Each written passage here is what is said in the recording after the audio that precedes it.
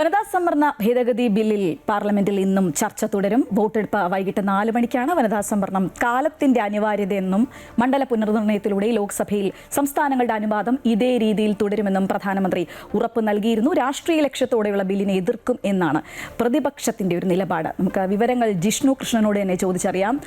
Jishnu, good morning.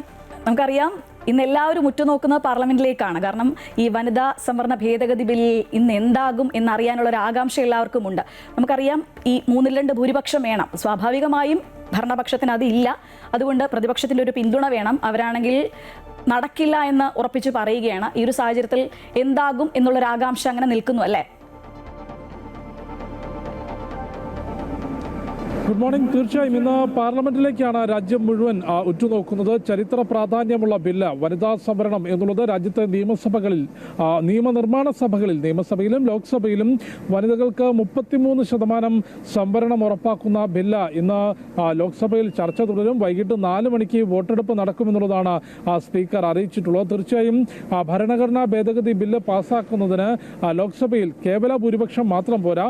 Vote ചെയ്യുന്നവരിൽ 2/3 ഭൂരിപക്ഷവും ഈ bill പാസ്സാക്കുന്നതിന് അനിവാര്യമാണ്. കഴിഞ്ഞ ദിവസം ബില്ല് അവതരണത്തിന് അനുമതി തേടിക്കൊണ്ടുള്ള ശബ്ദ വോട്ടിനപ്പുറത്തേക്ക് വോട്ടെടുപ്പ് നടന്നിരുന്നു. ആ വോട്ടെടുപ്പിന്റെ നില പരിശോധിക്കുമ്പോഴും കേവല ഭൂരിപക്ഷത്തിലേക്ക് എത്താനുള്ള പിന്തുണ സർക്കാരിന് ലഭിച്ചിരുന്നില്ല. അതായത് ഇന്നലെ 436 പേരായിരുന്നു വോട്ട് ചെയ്തത്. അതിൽ 251 പേർ സർക്കാരിന് അനുകൂലമായും 185 പേർ പ്രതികൂലമായിട്ടുമാണ്, അതായത് ഈ ബില്ലിനെ അവതരണം പോലും എതിർത്തുകൊണ്ടാണ് വോട്ട് ചെയ്തത്. നിലവിലെ അവസ്ഥയിൽ 180 താഴെ അംഗങ്ങൾ എതിർത്ത് വോട്ട് ചെയ്താൽ, അല്ലെങ്കിൽ 180 കൂടുതൽ ആളുകൾ ബില്ലിനെ എതിർത്തുകൊണ്ട് വോട്ട് ചെയ്താൽ ആ ബില്ല് ലോക്സഭ കടക്കില്ല. ലോക്സഭ കടന്നില്ലെങ്കിൽ ബില്ല് രാജ്യസഭയും പരിഗണിക്കില്ല. അത്തരത്തിലൊരു അവസ്ഥയാണ് നിലവിലുള്ളത്. സർക്കാർ ആവർത്തിച്ച് ഈ പ്രതിപക്ഷത്തിന്റെ പിന്തുണ ആവശ്യപ്പെടുന്നുണ്ട്. സർക്കാർ വ്യക്തമാക്കുന്നത് വനിതാ സംവരണം 33% എന്നുള്ളത് നേരത്തെ നിശ്ചയിച്ചത് പ്രകാരം നടക്കും. അതിൽ പ്രതിപക്ഷം ഉൾപ്പെടെ ചൂണ്ടിക്കാട്ടുന്നത് വനിതാ സംവരണത്തിനൊപ്പം ചേർത്തിട്ടുള്ള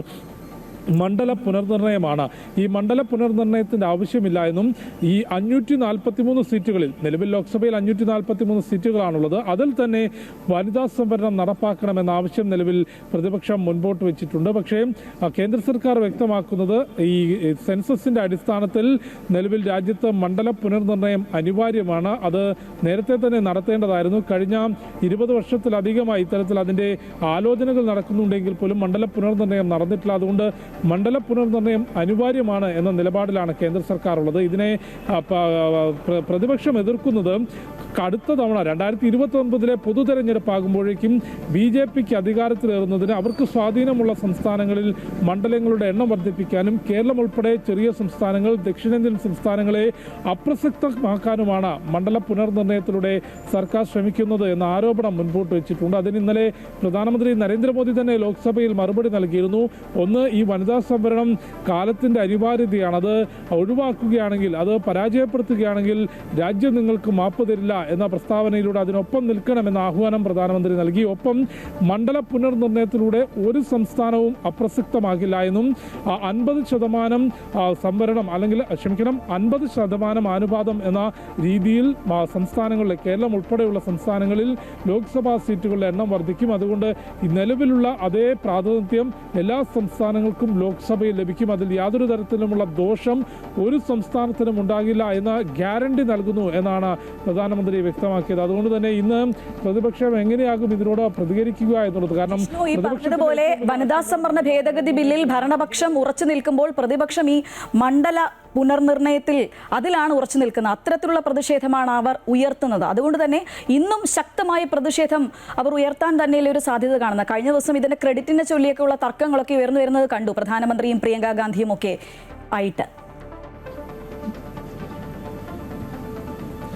തീർച്ചയായും, അതായത് പ്രതിപക്ഷത്തിന്റെ ഇന്നത്തെ നിലപാട് എന്തായിരിക്കും എന്നതനുസരിച്ചിരിക്കും ആ ബില്ലിൽ ലോക്സഭയുടെ കടക്കുമോ എന്നുള്ളത് അറിയേണ്ടത്. കാരണം ഏറ്റവും വലിയ ആശങ്ക വനിതാ സംവരണ ബില്ലിനൊപ്പം തന്നെ 3 ബില്ലായിട്ടാണ് നാരി ശക്തി വന്ദൻ അഭിയാൻ ലോക്സഭയിൽ അവതരിപ്പിക്കുന്നത്. 33% വനിതാ സംവരണം, സംസ്ഥാനങ്ങളിലെ മണ്ഡല പുനർനിർണയം, കേന്ദ്രഭരണ പ്രദേശങ്ങളിലെ മണ്ഡല പുനർനിർണയം, ഈ 3 ബില്ലുകളും ചേർത്തുകൊണ്ടാണ് അവതരിപ്പിച്ചിട്ടുള്ളത്. ഈ 3 ബില്ലുകളിലും ഒരുമിച്ചാണ് ചർച്ച നടക്കുന്നത്. അതിൽ പ്രതിപക്ഷത്തിന്റെ ഏറ്റവും വലിയ എതിർപ്പ് മണ്ഡല പുനർനിർണയത്തിലാണ്. ഇതിലൂടെ നേരത്തെ ഞാൻ ചൂണ്ടിക്കാട്ടിയതുപോലെ രാജ്യം പിടിച്ചടക്കുന്നതിന് വേണ്ടി ജനാധിപത്യം അവസാനിപ്പിക്കുന്നതിന് BJPക്ക് സ്വാധീനമുള്ള സംസ്ഥാനങ്ങളിൽ കൂടുതൽ മണ്ഡലങ്ങൾ ഉൾപ്പെടുത്തിക്കൊണ്ട് ലോക്സഭയെ കുത്തകയാക്കാനാണ് BJP ശ്രമിക്കുന്നത് എന്നൊരു ആരോപണമാണ് പ്രതിപക്ഷം മുൻപോട്ട് വയ്ക്കുന്നത്. അതിന് കൃത്യമായ മറുപടി ഇന്നലെ പ്രധാനമന്ത്രി നൽകിയിരുന്നു. പ്രധാനമന്ത്രി ഒരു ഗ്യാരണ്ടി നൽകുന്നു എന്ന് പറഞ്ഞുകൊണ്ടാണ് നിലവിലുള്ള അനുപാതം അല്ലെങ്കിൽ നിലവിലുള്ള പ്രാതിനിധ്യം എല്ലാ സംസ്ഥാനങ്ങൾക്കും ലോക്സഭയിൽ ഉണ്ടാകും എന്ന ഉറപ്പ് നൽകിയത്. ഒപ്പം ബില്ല് പാസ്സാവുകയാണെങ്കിൽ അതിൻ്റെ ക്രെഡിറ്റ്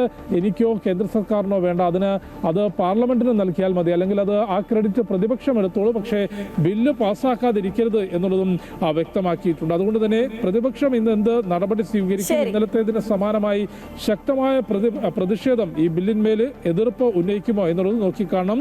ലോക്സഭയിൽ നേരത്തെ ഞാൻ സൂചിപ്പിച്ചതുപോലെ കേവല ഭൂരിപക്ഷം മാത്രം പോരാ, മുഴുവൻ വോട്ട് ചെയ്യുന്നവരിൽ 2/3 ഭൂരിപക്ഷം ഈ ബില്ല് പാസ്സാക്കുന്നതിന് അനിവാര്യമാണ്. ലോക്സഭയിൽ ബില്ല് വിജയിച്ചാൽ മാത്രമേ രാജ്യസഭ പരിഗണിക്കുകയുള്ളൂ. ശരി ജിഷ്ണു, എന്തായാലും ഈ പറഞ്ഞതുപോലെ വനിതാ സംവരണ ബില്ലിൽ, ഭേദഗതി ബില്ലിൽ പാർലമെന്റിൽ ഇന്ന് വോട്ടെടുപ്പ് നടക്കുമ്പോൾ എന്താകും, 2/3 ഭൂരിപക്ഷം വേണം, എന്താകും കാര്യങ്ങളെന്നൊക്കെ അറിയാൻ വൈകിട്ട് 4 മണി വരെ എന്തായാലും കാത്തിരിക്കണം.